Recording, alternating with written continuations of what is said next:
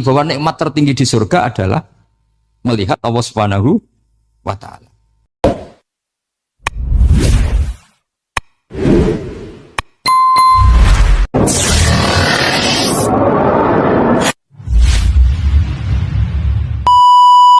La khaufun alaihim walahum yahzanun. Mereka tidak akan mengalami ketakutan baik kehidupan dunia maupun kehidupan akhir. Bahkan para malaikat itu mengatakan ke wali-wali, nahnu awliyaukum fil hayatid dunya wa fil akhir. Kita ini teman kamu, saudara kamu, mitra kamu. Terus cara berpikir niku udan niku rahmat. Terus termasuk tobat sing sah. Niku dawuh Imam Ghazali konadus nganggo banyu udan sing ceblok langsung. Mereka nak liwat kenteng, kadang kentenge iku hasil sumbangan proposal. Terus pun sing langsung mawon, sing liwat plastik pun mboten mandi niku. Pun mboten mandi niku sing niku mau sama niku. Terus dulu di antara syarat tobat niku dawuh Imam Ghazali niku adus udan sing perawan, maksudnya sing asli ceblok saking putih langit niku langsung sampean nombe.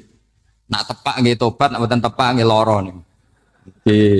Kenapa sholat itu lebih indah ketimbang nikmatal wiqa misalnya, nikmatnya hubungan biologis? Jawabnya ulama itu gini, lucu jawabannya sederhana. Nikmatnya kamu punya anak itu apa? Jawabnya ulama itu lucu. Kalau sakit dia sembuh, kalau hilang dia datang. Saya ulang lagi ya, kalau sakit dia sembuh, kalau hilang dia datang. Sekarang orang tua yang punya anak sakit koma di UGD atau di emergency, itu senangnya tuh mengalahkan kesenangan apa saja. Kira-kira orang yang berhubungan intim atau yang hubungan biologis dengan orang yang sedang anaknya sembuh dari koma, senangnya senang mana? Senang yang melihat anaknya sembuh dari koma. Senikmat apapun hubungan biologis, senang anaknya yang hilang ketemu. Nah, kalau anak ketemu saja orang seseneng itu, apalagi kita di surga. Ketemu zat yang lama kita sembah, yang lama kita rindukan, yang lama kita rindu. Kemudian ketemu di surga. Maka tidak ada artinya surga tanpa melihat Allah Subhanahu wa ta'ala. Memang harus dijelaskan secara rohani. Akhirnya orang ngerti bahwa nikmat tertinggi di surga adalah melihat Allah Subhanahu wa ta'ala. Karena kalau anak-anak muda mungkin protes, ya enggak, ya enak kumpul sama widadari gini-gini. Wah itu kan yang trauma bojone jelek gitu. Wah itu yang bojone jelek mesti kesusu masuk surga karena itu sudah jelek, cerewet, nggak mati-mati kan gitu. Terus dia ingin masuk surga mesti niatnya welek, mesti pikiran pertama itu kumpul widadari. Tapi ada ulama yang bikin analogi tadi, misalnya istri kamu cantik, kemudian anak kamu sakit, koma. Hubungan dengan istri sama dengar berita anak kamu sembuh, seneng mana? Seneng anak sembuh. Sama anak yang hilang, seneng mana? Anak yang hilang ketemu.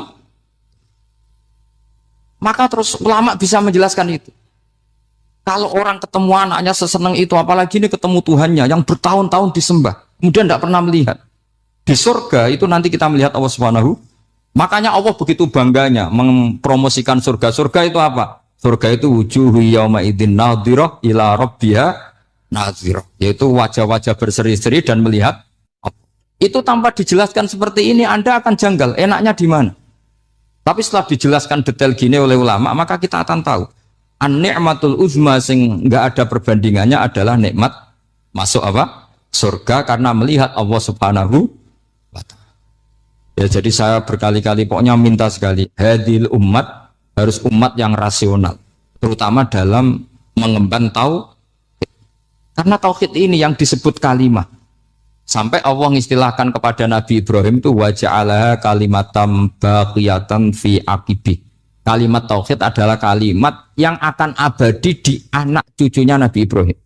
Baik anak cucu yang karena gen, mau anak cucu yang karena sebab, yaitu santri dengan kiai. Dan itu caranya gimana? Umat Islam jangan berhenti belajar mantek. Makanya di MGS, di Qudsiyah, di TBS, semua pondok pasti ngajarkan mantek, di Bendan, ilmu logika. Itu tadi, kalau kamu tidak bisa menemukan tauhid dengan cara tadi, dengan cara al-alam mutaghayyir wa kullu mutaghayyir hadis la budda min buhtis, paling tidak pakai ilmu yang dilakukan Rasulullah SAW. Itu masyhur itu. Saya sering cerita di mana-mana. Ada orang namanya Jubair bin Mut'im, Muhammad bin Jubair bin Mut'im. Itu dulu dia kafir. Dia orang pinter sampai dipasrai jadi negosiator untuk mengurus tawanan perang Badar yang ditawan Rasulullah SAW. Ketika datang di Medina, delalah pas maghrib, Nabi baca wattur wa kitabim mastur. Di antara ayat yang dibaca Nabi itu am khuliqu min ghairi syai'in. Masa manusia sebanyak ini kemudian mereka diciptakan oleh ketiadaan. Min ghairi syai'in itu oleh ketiadaan. Masa alam raya yang wujud ini, alam raya yang punya eksistensi ini kemudian penciptanya adalah ketiadaan. Padahal wal adamu la yakhluqu wa la yu'assiru wa la kadza wa kadza. Tentu sesuatu yang tidak ada itu tidak bisa dikatakan sebagai pencipta. Wong nggak ada, jadi faktor saja nggak mungkin apalagi jadi pencipta. Itu Nabi habis sholat langsung beliau sungkeman, ya Muhammad, saat ini juga saya iman. Karena logika yang dibangun ayat yang kamu baca itu menghabiskan semua logika saya. Intinya logika tauhid itu akan mengalahkan semua teori non tauhid. Itu yang disebut bal naqdhifu bil haqqi 'alal batili fayadmaghuhu fa idza huwa zahib. Kebenaran tauhid itu akan menghancurkan kekuatan apa saja. Fayadmaghuhu itu di tafsir Tobari disebut dorbatan tasujud dimah, satu pukulan sing sampai menjadikan otak itu hancur. Lainnya disebut damagho, dimah itu maknanya otak. Maka kamu jangan khawatir kalau Islam didiskusikan di Uni Soviet, didiskusikan di Kanada, didiskusikan di Korea, pasti kalimat tauhid akan mengalahkan kalimatul batil. Pasti ja'al haqqu wa zahaqal batil, innal batila kana zahuq. Tapi syaratnya kita harus kuat. Makanya saya ini senang sekali yang namanya ngaji itu, saya senang. Karena saya tadi bercita-cita ingin jadi dosen setelah mati. Karena di dunia sudah tidak jadi apa? Dosen. Saya ingin seperti Imam Amudi. Pertama ketemu Allah, beliau disuruh ngajar malaikat tentang ilmu apa? Matematika yang mengarah ke tauhid. Jadi diajarkan. Kamu tahu angka 2, angka 3, angka 4, semuanya bersumber dari angka 1. Berarti semuanya berawal dari 1. Gak tahu setelah itu malaikatnya dites lagi apa enggak, gak tahu. Pokoknya pas itu malaikat ya paham semua. Oke. Kayak apa hebatnya umat Rasulullah Shallallahu Alaihi Wasallam? Karena akalnya kok. Sehingga kita harus kuat. Sehingga kalimat yang benar disebut kalimat haqqin alaiha nahya wa alaiha. Nah, kalimat yang salah disebut kaburat kalimatan takhruju min afwahim. Kalimat menjadi kalimat karena diucapkan, tapi tidak menunjuk hakikat. Kayak ini misalnya, ini tutup, ini putih, terus saya katakan hitam, berarti saya mengatakan ini hitam sebagai kata-kata karena diucapkan, tapi tidak pernah menjadi hakikat karena hakikatnya ini putih. Itu hebatnya Quran. Makanya Quran kalau gojlek orang kafir itu, gojlek orang kafir itu disebut apa? Kaburas kalimatan takhruju min afwahim. Tapi untuk kalimat tauhid dikatakan apa? Yusabbitu walladzina amanu bil qaulif tsabit fil hayatid dunya wa fil akhirah. Sebagian disebutkan wa ja'alaha kalimatam baqiyah. Kenapa kalimat tauhid itu kalimat yang abadi? Karena Allah sebagai Tuhan di dunia juga sebagai Tuhan di akhirat, dan selalu Tuhan pada masa yang tidak terbatas. Itu disebut wa ja'alaha kalimatam baqiyah. Kemudian umatnya Nabi mengganti kalimat yang gampang. Allah punya sifat baqo, punya sifat akhir. Maksudnya akhir itu la akhirah. Terus semuanya. Yang paham ya alhamdulillah, yang enggak paham dikon ngapal wujud kidam baqo mukhalafatul khawadisi qiyamuhu bi nafsi wahdaniyat qudrat irad. Wes paham. Lah kok sing rada alim terus roh bedane iki sifat ma'ani iki maknawiyah. Cara Mu'tazilah ngene, cara ahli sunnah ngene. Wah itu sudah kejlimetan baca. Sementing wujud hitam. Nah, kenapa pertama yang disebut wujud? Karena yang membedakan kita dengan faham ateisme itu ya sifat wujud. Yaitu mereka mengatakan alam raya ini dimulai dari ketiadaan. Wah itu akal mana saja itu nggak bisa nerima. Masa ketiadaan menciptakan sesuatu yang ada. Maka kata Ibnu Hajar al-Asqalani ketika mentafsirkan mensarai hadis salasun mangkunna fihi wajata halawatal iman. 3 hal ini kalau kamu faham maka menemukan manisnya iman. Manis itu enak. Terus kata Ibnu Hajar al-Asqalani, masih ingat betul dalam sarahnya Fathul Bari, Wa yusamma inda ahlil aql misalnya al-iltizat al-aqli. Agama ini mengajarkan kenyamanan cara berpikir. Coba kalau sampean seorang doktor atau seorang profesor atau seorang pinter, kemudian kamu dipaksa mengimani bahwa alam ini diciptakan oleh ketiadaan, itu bisa tidur gak? Oh, tidak bisa tidur. Sampean misalnya orang pinter, dididik di kampus atau dididik di pondok, alam ini yang wujud, yang menciptakan itu sesuatu yang tidak wujud. Kamu bisa tidur gak kira-kira? Ini guru apa? Ini sarap ini. Mosok hadil maujudat khalaqahal adam. Sesuatu yang wujud diciptakan ketia. Tapi agama ini membawa sesuatu yang menyenangkan untuk akal. Yaitu hadhil maujudat khalaqaha wajibul wujud. Maujudat yang wujud ini diciptakan super maujud. Yaitu oleh bahasa pondok disebut wajibul wujud. Kan terus seneng. Wajar dong kalau sesuatu yang ada diciptakan oleh yang ada. Nah tentu ada pencipta, terus ada super, disebut wajibul wujud. Kan terus enak.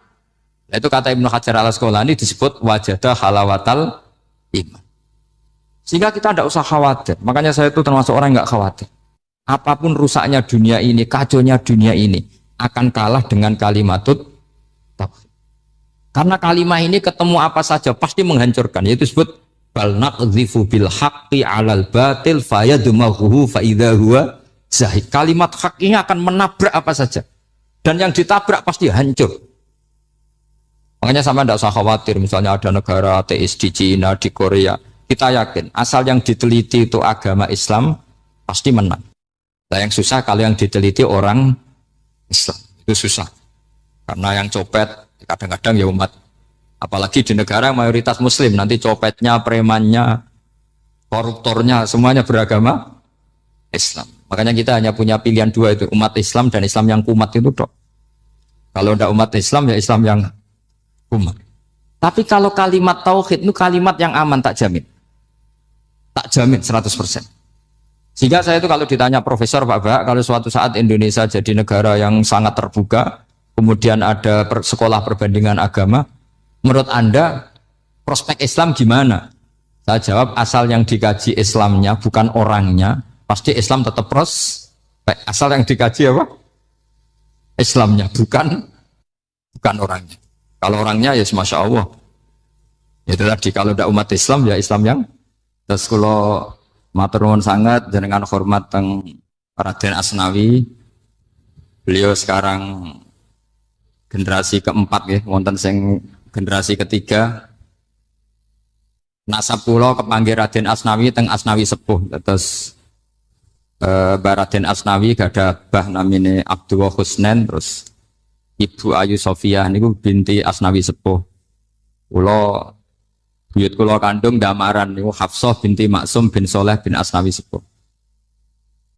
Kenapa saya cerita zuriyah? Terus satu peradaban. Gini bahasa Indonesia mohon nggih. Sane gaul. Satu peradaban itu yang bisa bangun itu Dzurriyah itu komunitas gen. Meskipun nanti komunitas gen itu bisa disadap atau dibajak oleh orang-orang yang tidak gen. Jadi agak ilegal tapi itu sah. Karena sampean bisa misalnya kalah nasab sama saya, misalnya bilang nanti ketemu di Nabi Adam saja Gus gitu. Nanti pasti kita ketemu di siapa? Nabi Adam. Terus kedua, kekalahan nasab itu udah abadi karena nanti setelah jenengan ditanya di kuburan, bapak kamu siapa? Itu disuruh jawab Nabi siapa? Ibrahim. Terus kekalahan nasab sampai nanti berakhir di kuburan karena nanti dijawab siapa bapak kamu? Disuruh jawab siapa?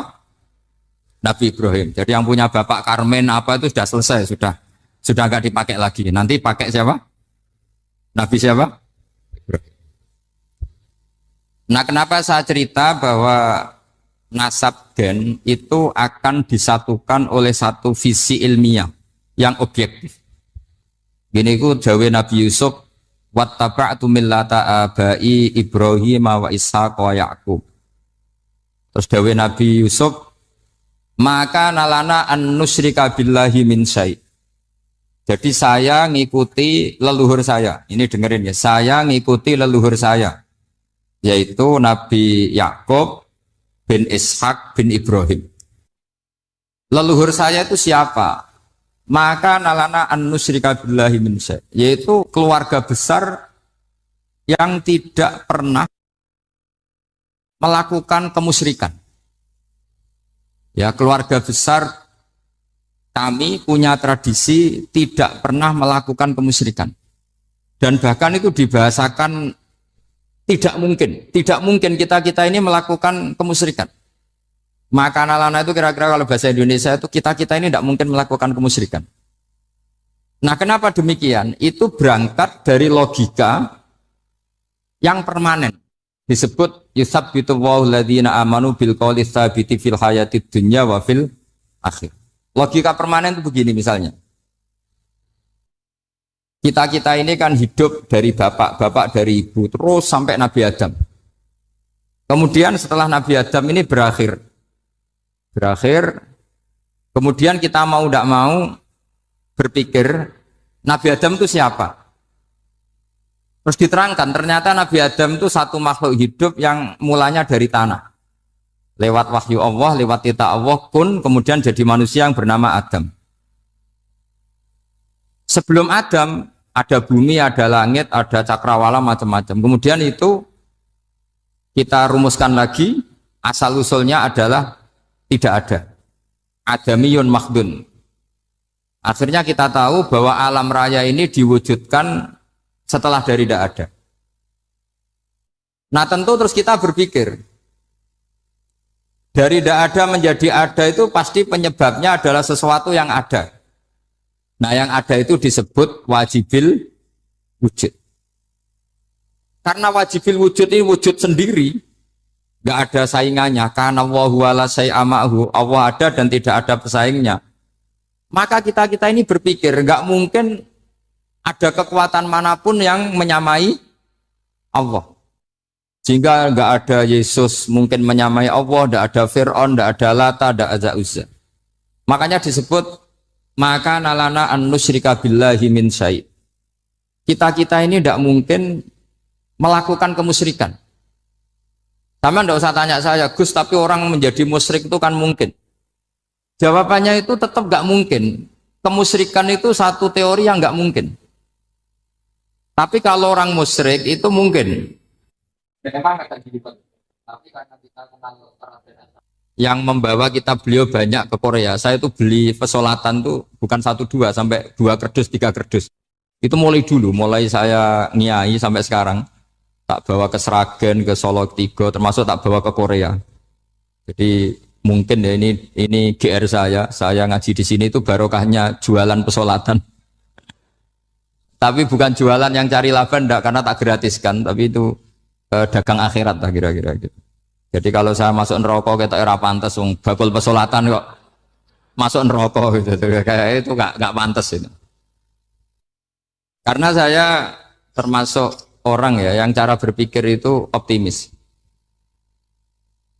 Dulu di sini ada orang alim alama namanya Raden Asnawi. Terus kemudian sejarah agak berpolemik, ada yang mengatakan beliau itu muridnya Syekh Nawawi, ada yang mengatakan tidak. Apapun itu yang saya yakini adalah beliau ya saling istifadah lah, saling bermanfaat bagi Syekh Nawawi Banten. Saya punya catatan sejarah banyak tentang Raden Asnawi karena guru-guru kita itu akan ketemu di Syekh Nawawi Banten. Yaitu kita tahu misalnya saya ngaji Mbah Mun ngaji Mbah Zubair misalnya ngaji Syekh Fakih Mas Kumambang, ngaji Mbah Mahfud, terus ngaji Sayyid Abi Bakar Sato, terus ngaji Sayyid Zaini Dahlan. Kalau keluarga sini mungkin misalnya Gus Hafid, Mbah Niam, Mbah Zuhri, terus Raden Asnawi. Raden Asnawi kita tahu nikah dari istri mudanya Syekh Nawawi, yaitu Nyai Hamdana. Saya sering diceritani Mbah Mun, terus Nyai Hamdana punya anak yang namanya Zuhriyah dari Syekh Nawawi. Kemudian setelah dinikahi Raden Asnawi punya anak namanya Zuhri, Minan, Niam, terus sampai ke Gus Hafid itu, Hafid bin Niam. Kenapa saya cerita ini? Karena kealiman itu adalah sesuatu yang dibanggakan Allah. Imam Amudi itu ulama ahli matematika. Jadi ada ulama itu ahli matematika. Dia nggak pernah ngajarkan pesolatan, zakat, sholat, tapi dia ngajar matematika. Kemudian dari matematika itu beliau menjadi ahli tauhid. Sehingga nanti Mungkar Nakir itu gak akan tanya dia marabbuka wa manabuka, karena dia punya rencana. Yang ngajar tauhid itu saya, kata. Jadi kalau dia malaikat akan marabbuka, pangeran kamu itu siapa? Malaikat malah dilawan. Kamu pernah ngajar tauhid? Saya ini guru tauhid. Singkat cerita, saking keramatnya Imam Amudi, kata Allah, ya Amudi, presentasikan ilmu tauhid yang lewat jalur matematika ke semua malaikat saya. Semua malaikat saya tahu cara berpikir matematis. Karena malaikat itu imannya itu iman mauhibah, karena dia malaikat, ya iman karena tahu neraka, tahu surga, terus dia iman. Kalau kita enggak, kita iman tuh pakai logika, jadi lebih keren. Loh betul. Malaikat itu ketika bangga, ya Allah, apa ada orang yang imannya di atas kita? Jawabnya Allah ada. Siapa? Ya orang-orang kudus, kata Allah. Kira-kira gitu. Kenapa? Ya betul. Karena kamu iman saya itu wajar, kamu tahu saya, tapi mereka nggak tahu saya tapi iman. Kenapa bisa iman ya Allah? Karena mereka punya logika, punya akal. Akhirnya Imam Amudi disuruh sama Allah presentasikan logika tauhid kamu lewat jalur matematika. Malaikat disuruh dengerin semua, Isma'u ya malaikati, ini mimpinya wali. Terus Imam Amudi mulai mengajarkan nisbatul isnaini ilal wahid wa nisbatus salasa wal arba'ah ila ma la nihayatalah niku binisbatin wahidah, yaitu far'un minal asli wa huwa al wahid.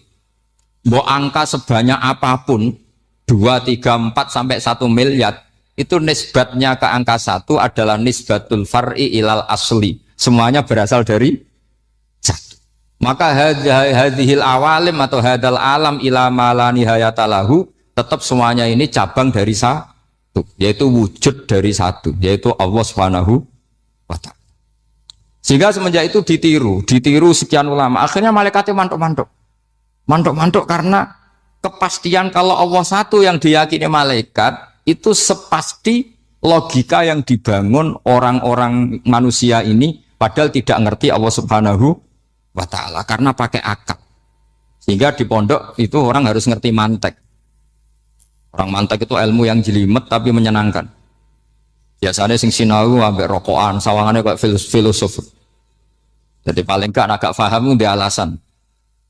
Penting nikmati rokok, tapi pikir nikmati pemikirannya, ternyata nikmati rokok. Kayak kemarin saya datang ke resepsinya Gus Agil, saya itu tertawa terus karena dengerin Habib Mutahar. Saya membaca bahayanya rokok. Setelah tahu bahayanya, saya berhenti membaca. Tak pikir itu kan setelah tahu bahayanya saya berhenti merokok. Ternyata enggak. Saya baca bahayanya apa? Merokok. Setelah saya baca, maka saya berhenti membaca. Bukan berhenti merokok. Itu ilmu kelas tinggi seperti itu harus mantap. Pernah beliau ditegur dokter, Beb, kalau rokok terus nanti mati. Tenang saja, saya masih bawa korek. Dikira itu kan orangnya yang mati, ternyata beliau enteng saja. Santai aja dok, saya masih bawa. Jadi saya bukan nyarankan santai rokok, tapi orang rokok itu memang punya logikanya sendiri. Kalau Banafek Hajen itu masih pernah bahas saya juga. Karena Banafek juga turunan Mbah Mutamakin. Hak, rokok itu haram tau ora? Nak cara kula darani haram sebuti bah. Lah iya, nak haram ya bener aku. Mulane tak obong, barang haram apike diobong. Jadi saya tuh saya sama orang-orang sepuh itu tidak pernah menang. Jadi apa ya? Mereka itu orang yang sudah lama gimana ya? Mau dikatakan bulat itu ya, tapi memang nggak pernah kalah mereka. Ada satu kiai, masih misalnya Banafek. Ini rokok 2 katanya. Bagi yang nggak ngerokok berarti membiarkan 2 haram masih. Bagi yang merokok berarti mengurangi haram. Kalah lagi ya. Jadi saya tuh pernah dibully 2 mbah saya. Karena 2 mbah saya ini rokok semua. Akhirnya saya sing nom ngalah gitu. Karena saya tidak mungkin bilang sing waras ngalah karena kalah sepuh gitu. Jadi ya sudah, mau tidak mau harus bilang sing nom. Tapi yang penting itu kita mendengar. Jadi ternyata sepinter-pinternya kita itu mesti kalah pinter sama yang sepuh-sepuh itu. Jadi kalau tahu bahayanya rokok lewat membaca ya harus berhenti berhenti merokok, berhenti baca katanya. Nah malaikat ini cerita lagi malaikat. Saya memang dari awal niat hormat Raden Asnawi karena buyut-buyut beliau itu ketemu di buyut saya. Saya ini turunan Mbak Asnawi sepuh. Terus cuma buyut saya itu nikah Lasem, terus saya keceluk cucunya keluarga Lasem. Sebetulnya saya juga cucu Kudus. Tapi terus alhamdulillah sekarang kembali karena buyut saya menyuruh saya ngajar di Damaran, terus sampai sekarang saya ngajar di Damaran. Jadi buyut saya itu masih lahir di Damaran. Namanya Mbak Hafsah, itu Hamsah binti Maksum bin Soleh bin Asnawi Sepuh. Sama seperti nasab di sini Raden Asnawi, Mbak Abdul Husnan, terus Nyai Ayu Sofiyah, terus Mbak Raden Asnawi. Saya mau cerita, jadi ilmu itu lebih keren kita. Sehingga Rasulullah SAW pernah ngendikan, saya ini rindu sekali li ikhwani, kata Nabi itu ikhwani. Kata sahabat bilang, alasna ikhwanaka ya Rasulullah, bukankah kita ini saudara kamu, saudara engkau ya Rasulullah? Tidak, antum ashabi, kamu itu sahabat saya.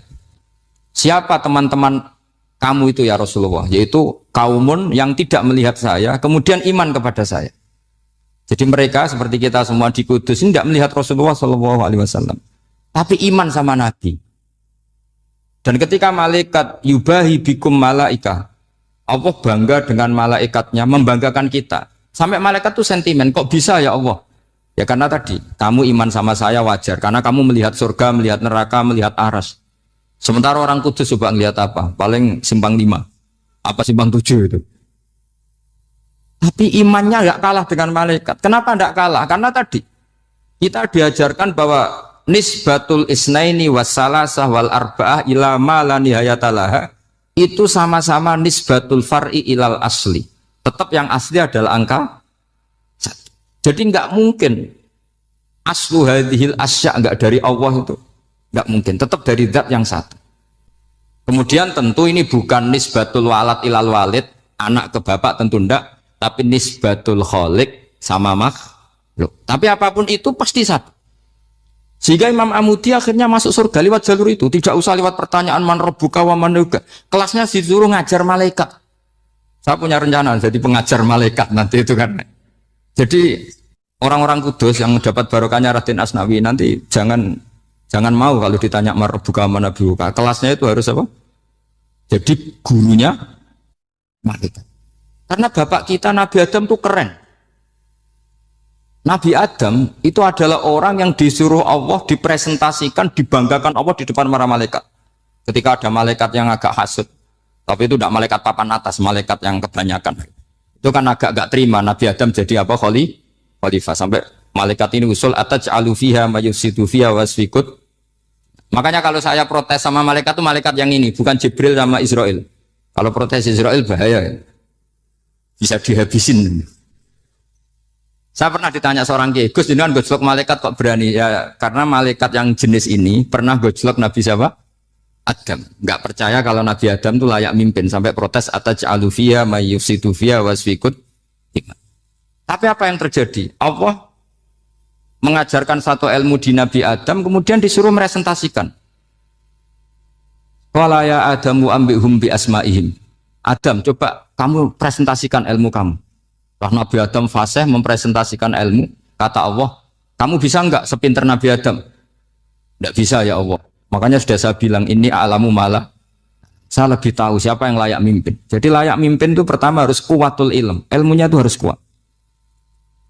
Nanti saya akan cerita hubungannya Raden Asnawi dengan Syekh Nawawi. Apa itu hubungan teman, apa murid guru, itu memang masih jadi polemik sampai sekarang.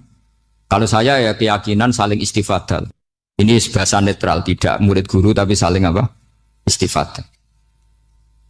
Kata Syekh Nawawi dalam tafsir Munir itu, ilmu itu nomor 1. Sehingga beliau setiap ada ayat fa inna hizballahi humul ghalibun, beliau pasti menafsiri bil hujjah wal barohin la bis saulah.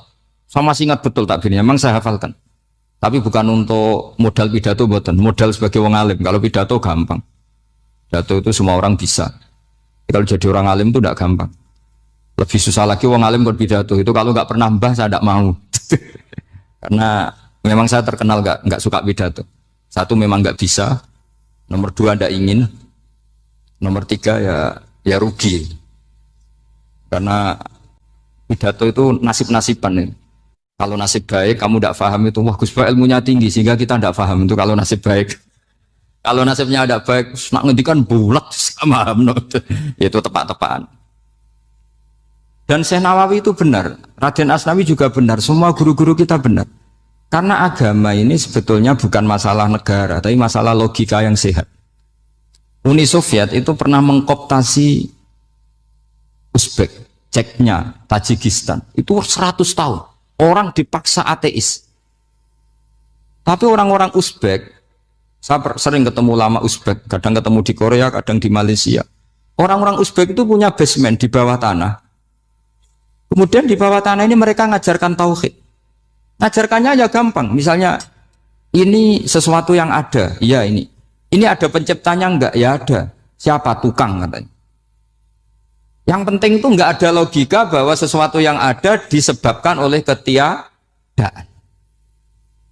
Lah orang komunis, orang ateis itu orang yang mengatakan alam ini didahului oleh nihilisme, oleh adamiyah. Masuk akal enggak sesuatu yang ada, penciptanya sesuatu yang tidak ada. Sehingga orang anak-anak Uni Soviet itu enggak pernah kepikiran membenarkan ateis itu enggak pernah. Bareng Uni Soviet ada itu Glasnost Perestroika itu kemudian hancur, semuanya langsung menjadi negara Islam, termasuk Uzbek, Tajikistan, karena diajari ilmu bahwa ilmu itu yang nggak pernah kalah oleh negara.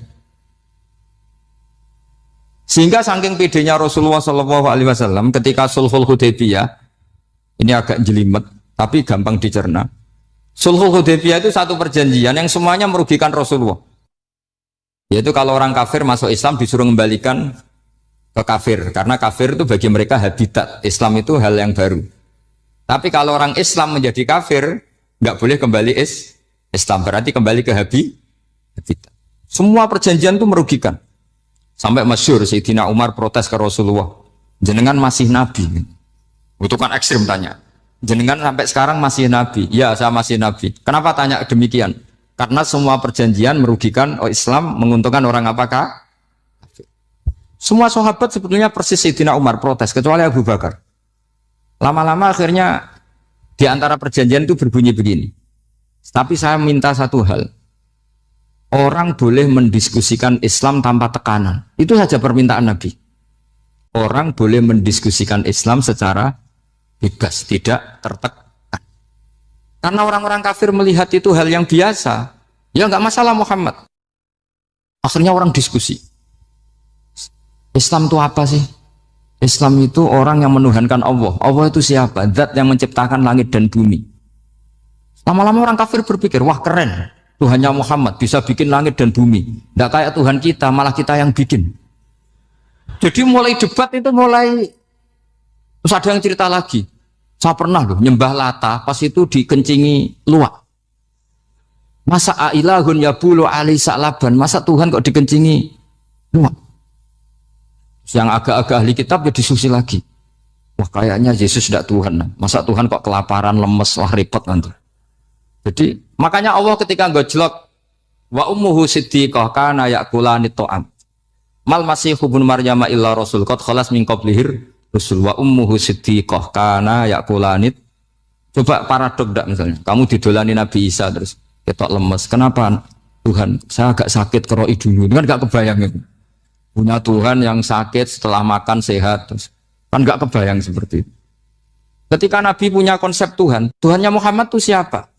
Yaitu zat yang la awalalah, zat yang pertama. Lalu Tuhan itu siapa? Tuhan itu yang menciptakan langit bumi. Tuhan itu siapa? Yang memulai segalanya. Lama-lama mereka berpikir, wah kalau gitu yang benar itu Islam. Maka kata Imam Zuhri, Syihabuddin Az-Zuhri, famaka nafathun fil islami a'zoma min sulhil Hudaybiyah. Innama kana nasu yatafaduluna fil hadis wal munaza'ah. Semua teks riwayat itu ada kata wal munaza'ah. Orang bebas ngomong dan berdebat. Munaza'ah itu berdebat. Terus akhirnya falam yatakallam ahadun bil islami yaqilu syai'an illa dakhala fihi. Kemudian setelah berdebat dan mereka tahu Islam pasti akhirnya masuk. Dan itu yang sekarang terjadi di dunia. Makanya saya pernah ditanya seorang profesor, Gus, kalau di Jogja ada sekolah perbandingan agama menurut Anda gimana? Asal itu tentang agama, nggak apa-apa. Tapi kalau yang dibandingkan umat Islam itu jangan. Karena nanti kalau di Indonesia kira-kira yang copet itu ditanya agamanya juga Islam, yang koruptor juga Islam. Jadi kalau yang dikaji Islamnya nggak apa-apa, tapi orangnya jangan kata saya. Karena yang bulat ya banyak, yang nggak sholat ya banyak. Tapi kalau Islamnya saja, misalnya adu konsep tentang Tuhan. Masyhur kita mungkin banyak yang melihat itu debatnya Stanley Fischer sama Ahmad Didat itu. Tuhan kamu siapa ini itu sama Didat cerita Tuhan saya itu lam yalid walam yulad walam yakul lahu kufuwan. Itu spontan ada seorang mahasiswi bilang sepertinya Tuhan Anda lebih menarik kan? Karena Tuhan Anda yang menciptakan langit bumi, yang Tuhan ini kok lahirnya sudah di bumi, masa lahir-lahir langsung jadi Tuhan. Jadi akhirnya falam yatakallam ahadun bil islami yaqilu syai'an illa dakhala fihi. Sehingga agama ini apa? Agama itu adalah kalimat tauhid. Kalimat itu apa? Logika yang terbangun. Nah, ketika logika itu terbangun, maka disebut yusabbitu wahul ladzina amanu bil qaulis tsabit fil hayatid dunya wa fil akhirah. Allah itu akan menetapkan satu kaul, satu presentasi ilmiah atau satu kesimpulan ilmiah. Yang kesimpulan itu nyata benarnya. Dan ini akan nyata terus baik di kehidupan dunia maupun kehidupan apa? Seperti Allah sebagai Tuhan. Itu akan nyata terus. Di dunia Allah ya Tuhan, nanti di akhirat juga Tuhan. Tapi Tuhan selain Allah, maka menjadi Tuhan ini nunggu ada yang menuhankan. Misalnya Fir'aun, itu jadi Tuhan karena ada yang menuhankan. Sekali dia mati, dia sudah aset wisata, bukan Tuhan lagi. Makanya gejolokannya orang ulama Arab, kalau ketemu ulama Mesir, kalau gejolokan itu lucu. Orang Arab, ada Abu Jahal, Abu Lahab, penggaweane ngusir Nabi. Gitu. Itu gejolokannya ulama Mesir. Kata ulama Arab, kamu gayanya benci Fir'aun, tapi rizki kamu dari wisata melihat Fir'aun. Itu gejolokan. Gejolokannya ulama Arab sama ulama Mesir. Sehingga agama ini mengajarkan apa? Satu kalimat. Makanya kamu harus belajar mantek. Dulu Raden Asnawi ya pengajar mantek. Dulu buyut saya di sini Mbah Fauzan, abahnya Mbah Pah itu, mbahnya itu juga pengajar mantek. Karena di antara yang diceritakan Allah itu wa ja'alaha kalimatam baqiyatan fi aqibih. Tugas utama Nabi Ibrahim adalah menjadikan satu logika. Kalimah itu logika. Itu menjadi logika yang abadi. Baqiyah itu abadi. Fi aqibih di anak turunnya Nabi Ibrahim. Misalnya begini, saya beri contoh ya. Misalnya saya mengatakan teh ini hitam. Itu menjadi kalimah. Kalimah karena diucapkan. Tapi tidak menunjuk hakikat karena tehnya berwarna apa? Kuning. Sehingga Quran kalau menyalahkan orang kafir itu ngendikane kaburas kalimatan takhruju min afwahihim. Omongannya orang kafir itu menjadi kalimat karena diucapkan dari mulutnya. Kenapa menjadi kalimat? Karena diucapkan tapi tidak menunjuk hakikat. Seperti orang mengatakan 2 ditambah 2 itu 10. Itu kalimat, tapi kalimat yang salah. Karena tidak menunjuk hakikat. Seperti orang kafir mengatakan Tuhan itu 3. Itu kalimat karena diucapkan, tapi tidak menunjuk hakikat. Tapi ketika seseorang mengatakan Allah itu Tuhan, Tuhan itu satu, itu disebut kalimatu haqqin 'alaiha nahya wa 'alaiha namut. Mriki tahlilane wa 'alaiha napa wa biha? Wa 'alaiha napa biha? Wa 'alaiha ya ada yang tahlilan wa biha, itu enggak tahu sanadnya dari mana. Pokoknya ada yang wa 'alaiha, ada yang biha. Kenapa dikatakan kalimat tauhid? Karena kalimat yang dari kesimpulan berpikir. Dan agama ini dibawa Nabi Ibrahim itu untuk membawa kalimat tauhid. Ciri utama kalimat tadi, kamu yakin seyakin-yakinnya bahwa nisbatul snaini wassalasah wal arba'ah ila ma la nihayata laha itu kanisbati snaini ilal wahid, yaitu semuanya far'un minal asli. Aslinya adalah wahid. Sehingga di kitab, saya pernah ngaji Mbah Mun, namanya kitab Al-Husunul Hamidiyah. Itu dikarang oleh ulama-ulama sekarang, itu diajarkan di MGS. Ini mbah-mbahnya Gus Akil, pendirinya madrasah MGS. Itu ada gambarnya di situ. Di situ ada gambar piramida, ada gambar hewan, ada gambar pohon. Kata yang ngarang, gambar sedetail ini, sejelimet ini dimulai dari nuqtah wahidah. Tetap dimulai dari satu titik. Dan ini disebut nuqtatil wujud. Jadi bahwa orang kudus sebanyak ini tetap dimulai dari satu orang, yaitu Adam. Adam dimulai dari ketiadaan. Lalu siapa al-mujid? Pewujudnya siapa? Hanya Allah Subhanahu wa ta'ala. Sehingga ulama-ulama termasuk Syekh Nawawi itu paling suka ngendikan semua makna Quran dikumpulkan di Fatihah, Fatihah dikumpulkan di Bismillah, Bismillah dikumpulkan di ba, karena di ba itu ada titik nukdotil wujud, yaitu disingkat bi kana makana wa bi yakunu ma yakun. Karena saya, kata Allah, semuanya akan ada, dan karena saya yang enggak ada, semuanya suatu saat disebut nukdotil wujud. Nah, kita meyakini kalau Allah satu itu seyakin-yakinnya, karena nggak mungkin angka nggak dimulai dari angka satu. Begitu juga gambar seapapun julumete. Misalnya sampean gambar zaman saya kecil, gambar paling favorit itu apa, kambing bertarung. Itu gambarnya kan susah. Daripada gambar kambing bertarung susah terus dibikin kotak saja, tembok. Kalau tanya gurunya, gambarnya mana? Di belakang tembok, Bu. Ini itu dulu saya diwarai anak-anak nakal. Berarti semua satu gambar itu disuruh gambar harimau, yang satu disuruh gambar kambing bentrok, yang satu disuruh gambar matahari, semuanya kotak semua. Ini itu Bu, gambarnya di belakang apa? Tembok. Maka nggak kelihatan kata sih. Jadi gurunya kalah cerdas. Dan guru itu sebenarnya nggak pernah menang, karena murid itu lebih pinter.